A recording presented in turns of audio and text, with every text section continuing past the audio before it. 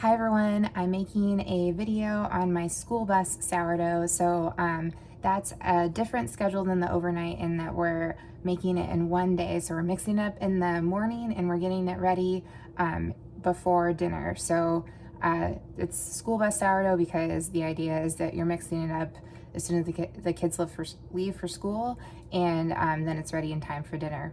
This is actually the night before, so I'm feeding the starter the night before so it has time to rise all night and it'll be nice and bubbly and ready in the morning. And I also want to talk to you about how I do more than one loaf, so I'm actually going to double this recipe and do 2 loaves because I'm giving one away. And so I'm just going to show you how I do that. Okay, so we're going by the school bus sourdough recipe. So we have 100 grams of starter, and since we're so this is the recipe for 1 loaf, but we're actually going to make 2. So what we do is we're going to double everything, and this is one of the really nice things about working in grams, is it means that it's a lot easier to double, triple, quadruple the recipe. So since it says 100 grams of starter, we're going to actually need 200 grams of starter.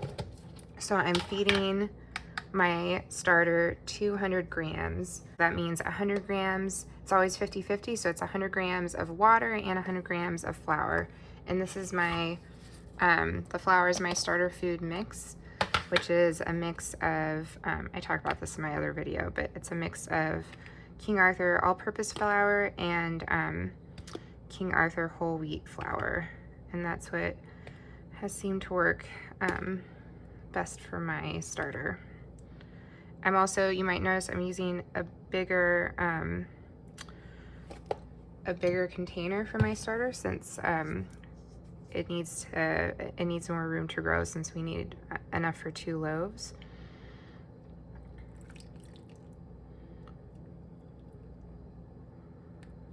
And it's always okay to go a little bit over. It's actually maybe even a good idea to go a little bit over because you might lose some, like some of the water might evaporate, but you never really need to feed more than about what you need. It's not an exact science. So I'm gonna go ahead and mix with my kebab stick.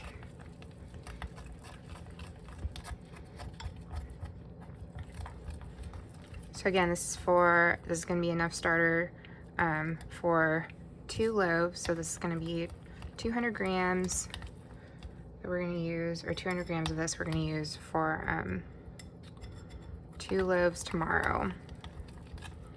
So it's kind of a one-day recipe, except for that you just have to remember to real quick the night before, it's like after 10 o'clock, real quick the night before, feed your starter exactly what it needs.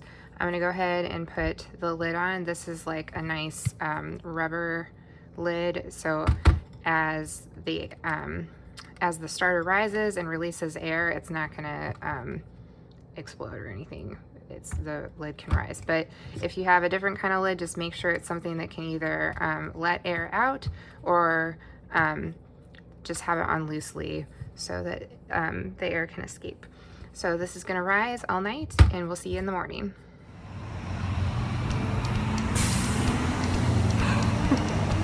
All right, there goes the bus. Okay guys, so the bus just left, and Gemma and I are gonna go ahead and start making bread. Are you gonna help me? Yeah, okay, let's get started. Okay. We need, oh yeah, we do need that eventually. Okay, so Gemma and I are gonna start mixing up the dough. So we had the starter, we fed that last night, and I will say my kitchen got a little colder than I thought it was going to get. It was down in the 60s. So I don't know if you can see, but there are some bubbles, not as many on top as I would like. And I didn't mark it, I'm just kind of going by look. So I almost decided to do the video at a later time, but I thought, like, well, I'll just show what I would do in this situation. The starter still had all night. I'm talking to the video right now. Is that confusing? No. No? Okay. We're telling people how to make bread. So we're gonna go ahead and use it anyway, and what I'm doing to make up for the starter not being quite as active is I'm using warm water instead of lukewarm water. When you're just starting off, I recommend doing everything room temperature and waiting until this is more active, just so that you can kind of go by time when you're still like a newbie. I'm just gonna break the rules a little bit though this time. Okay, are you ready, Gemma? Yeah. Okay.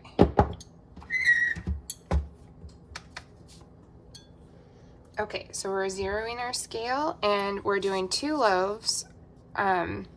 So our recipe calls for 100 grams for 1 loaf, so we're gonna double that. We're doing 200 grams. Okay, so we need 200.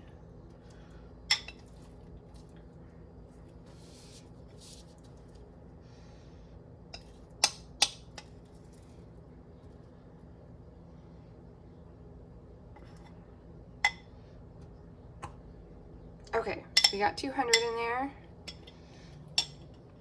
And now I warmed up my water to just in the microwave to about 80 degrees. So I'm gonna add my warm water now, and recipe calls for 300 grams of water for 1 loaf, so we're gonna do 600 grams.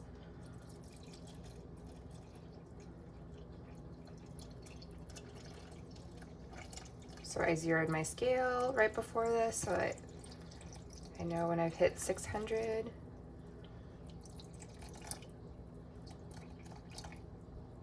Okay. Gemma, and I went a little bit over 602, but that's okay. This is just approximation. Okay, so Gemma, can you stir it for me? Yeah. Yeah, okay.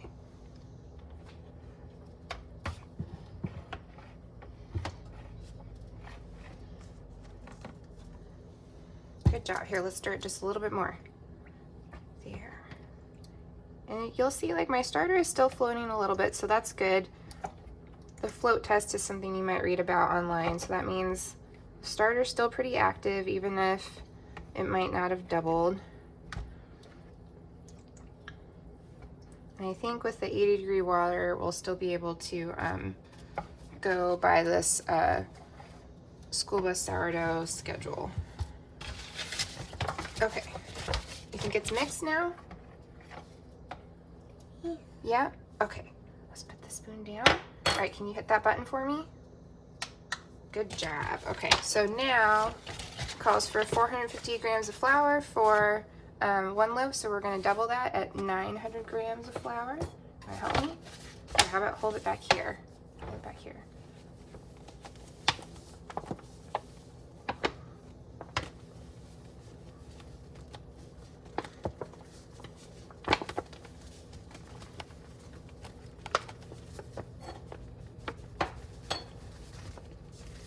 Hold it back here so we can get it out. There we go.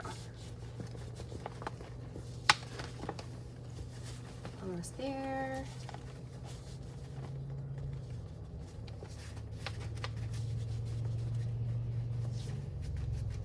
Almost. And there. 900. Okay.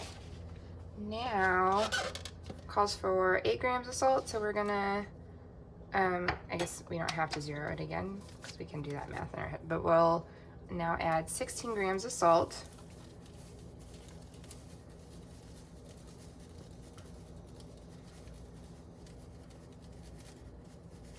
And you can use any salt. This is Walmart brand salt. There, 16. Now then. Yeah, yep, now we can mix it.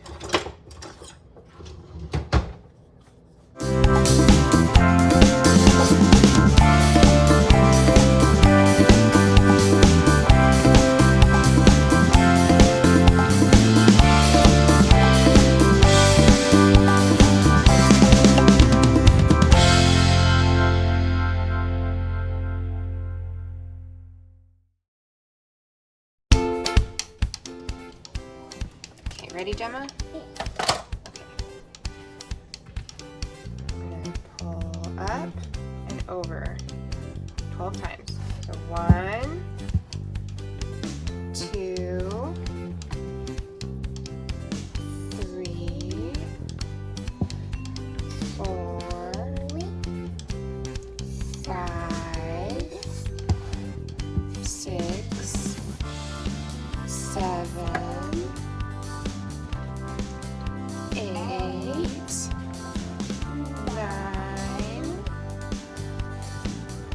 10,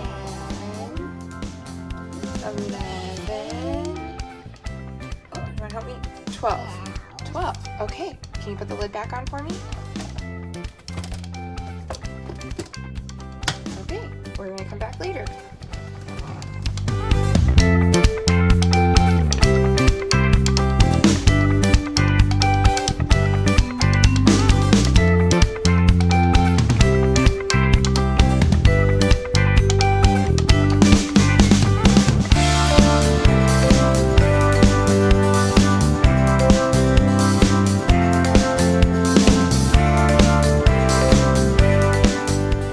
So it's 3 o'clock. It's almost time for the bus to come. So I'm going to go ahead and shape these. And I've had some people ask about how I do jalapeno cheddar. So I'm going to do one of those. One of these loaves is going to have jalapeno cheddar. So I'm going to go ahead. There's just an extra step that we'll do with the jalapeno cheddar. Oh, and we know that this is ready because you can see there's like bubbles on the side. We've given it enough time. If we like flour it a little bit, you can see if I press, it like starts to spring back a little bit and it's jiggly. So those are all indications that this dough is ready to be shaped. I went to, my oven is preheated and I'm baking in my Dutch ovens today. So I'm gonna, as soon as I'm done with this, I'm gonna put my Dutch ovens in there to preheat also. So I'm just gonna gently get these out. Okay. Got a little bit extra. Okay, so again, this is dough for 2 loaves or 2 bowls. I've done this for up to 8. I just had a much bigger container and I just like dumped the entire thing out on the counter and divided it up the same way. We're just doing 2 today. So I'm gonna go ahead and just, I've got just a scraper that I'm gonna use to divide it. You can use anything that's flat like this. And I'm just approximating today, but sometimes I do weigh it to make sure it's even. So I'm gonna put this over here. And actually I forgot to flour my countertop. So I'm gonna go ahead and add some flour. And I'm gonna do my regular one first. All right, so I just, since I forgot, I'm just using this to scrape some flour under. And again, when we're shaping, we want to only keep the flour on the side that's touching the counter because we want to keep this side sticky. So to shape this now, I'm gonna fold up and over all the way around.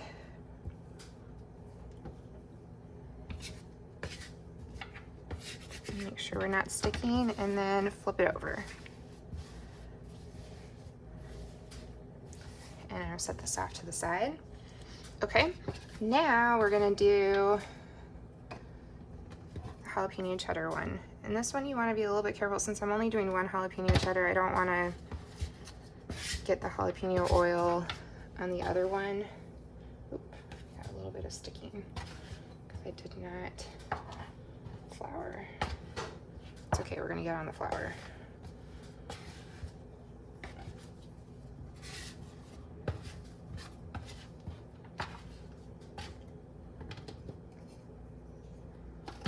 Okay. So again, we're only getting flour on the bottom. underneath. Okay, I think I got it.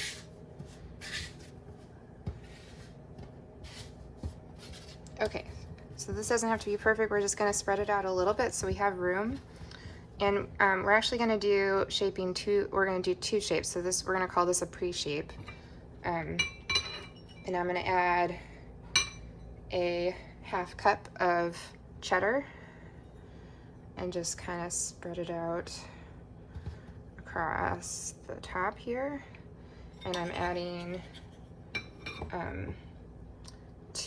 about 2 tablespoons of chopped jalapenos, and these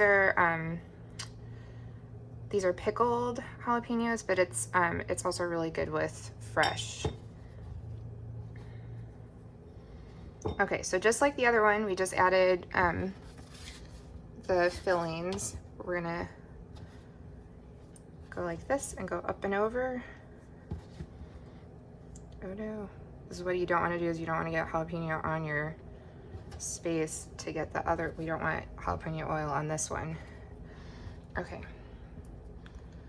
So it's in there. And just like the other one. Oop, got some sticking. Just make sure you flour your counter beforehand, which I didn't do. Okay. We're gonna go ahead and flip it.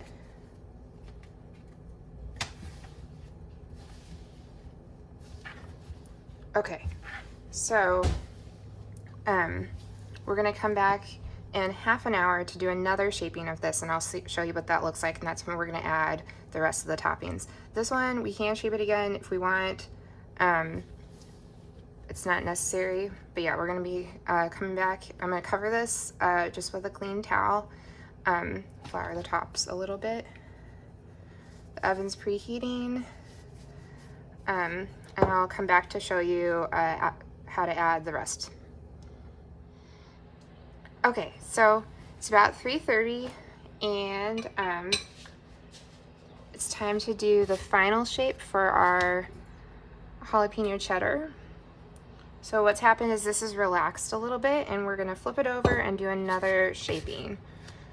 So I'm scraping some flour underneath again.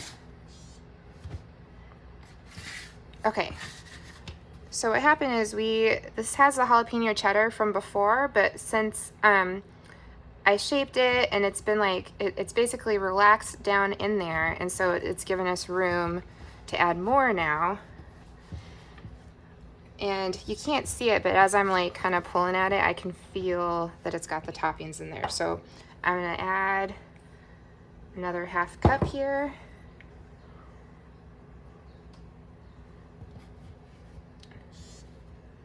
And add my jalapeno. And this is about 2 tablespoons. It's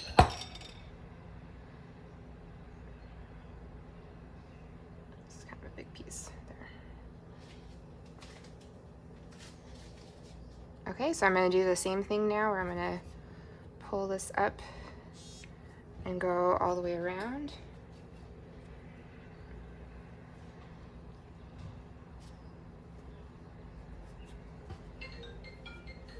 Oh no, I'm getting a call.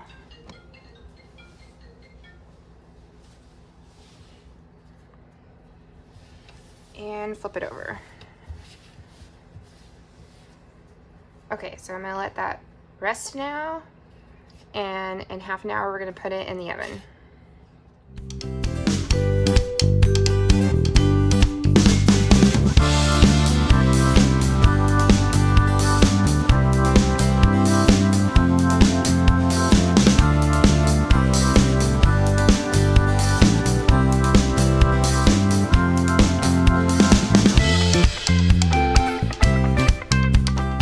Okay, so I didn't film putting it in, but sit back, gentlemen. I just put my Dutch ovens in here side by side. I don't know if you can see. There we go. So my Dutch ovens are just in there side by side, 1 bowl each at 450 degrees. And so that's how I bake 2 at a time when I'm using Dutch ovens. So I'll come back when we take the lids off.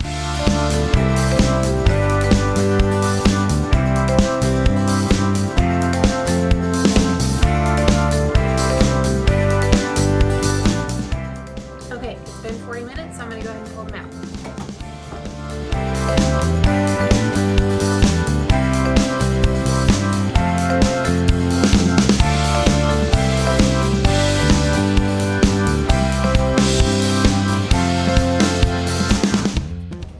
Okay, here they are. Here's the jalapeno cheddar and the regular one. It's got a nice, this one especially has a nice ear.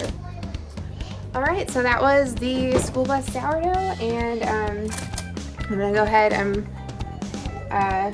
gonna let these cool down and get them, get one of them ready to give to my friend. And yeah, if you guys have any questions, just let me know. And again, that was the school bus sourdough schedule.